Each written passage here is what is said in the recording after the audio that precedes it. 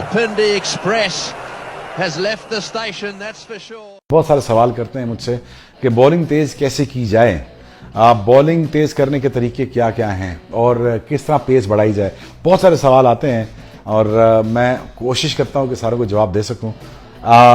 Guys, एक तो याद रखिए कि फास्ट बॉलर के लिए एटीट्यूड जो है ना, जो एटीट्यूड टुवर्ड्स फास्ट बॉलिंग, वो फास्ट बॉलर वाला होना चाहिए। जैसे जिस तरह मैं कहना चाह रहा हूँ, जानवर वाला होना चाहिए, जानवर वाला। वो ऐसे होना चाहिए कि आपको वो तरीकों पे गौर करना चाहिए कि जिससे आपकी पेस बढ़ सके। अच्छा, कॉन्स्टेंटली आप देखा करें कि मेरी पेस कहीं नीचे तो नहीं आ रही, डिक्रीज तो नहीं हो रही। अच्छा, अब कोशिश ये करते थे हम, मेरा जैसे एटीट्यूड था कि मेरा जो पहला स्पेल हो सुबह का, वैसा ही शाम में उससे ज्यादा तेज हो, या एट पार हो या उससे ज्यादा तेज हो। सो मैं पेस इंक्रीज करता था आखिर तक और अपनी एनर्जी को ऐसे बचाता था कि पेस भी आ जाए और एनर्जी भी रह जाए। और दूसरा, जब आखिरी 4-5 ओवर रहते थे तो मैं दिल से कोशिश करता था कि बल्ला लगने से पहले नीचे से बॉल निकल जाए।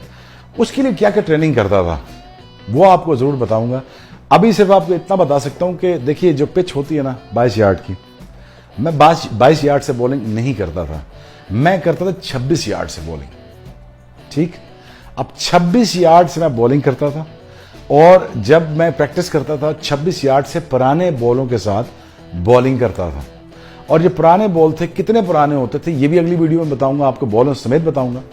क्योंकि मुझे लगता था कि मेरी एक जगह आके पेस रुक गई थी, 97-98 माइल्स पर आवर पे आके एक चीज रुक गई, उससे आगे जा नहीं पा रही थी। अब मैं सोचता था कि क्या करूं, किस तरह पेस बढ़ाऊं। फिर मैंने सोचा कि पेस मत बढ़ाओ, पिच का फासला बढ़ा दो। पिच का जब मैंने फासला बढ़ाया तो मुझे एहसास हुआ कि मेरी रीच जो है, अब ऑब्वियसली पिच बढ़ने से मेरा बॉल अब इतना तेज नहीं जा रहा, इतना तेज नहीं पहुंच पा रहा। तो मेरे ख्याल से मुझे लगा कि इसको थोड़ा सा और इंक्रीज किया जाए। फिर मैंने हैवियर बॉल इस्तेमाल करना शुरू कर दिए। फिर मुझे लगा कि थोड़ा सा अब इसको फासले को कम करके बॉलों को ज्यादा हैवी कर दिया जाए। जितना कोकोबोरो का बॉल होता है, इससे about 4 times heavier ball use करूं मैं। और जब मैंने 24 यार्ड पे आया मैं और 4 गुना भारी कोकोबोरो बॉल बनवाया मैंने, तकरीबन लोहे का ही समझ लें आप उसको।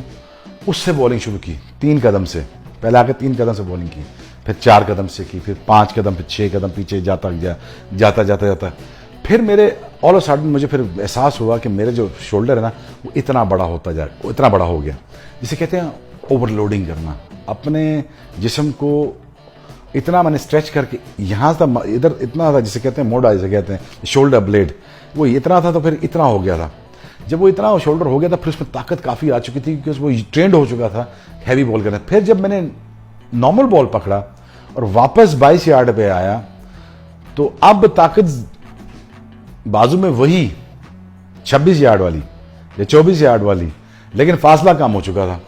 अब मैं इन द एयर जो हवा को काट रहा था अपनी पेस से, वो अ फ्रैक्शन ऑफ सेकंड तेज हो चुका था।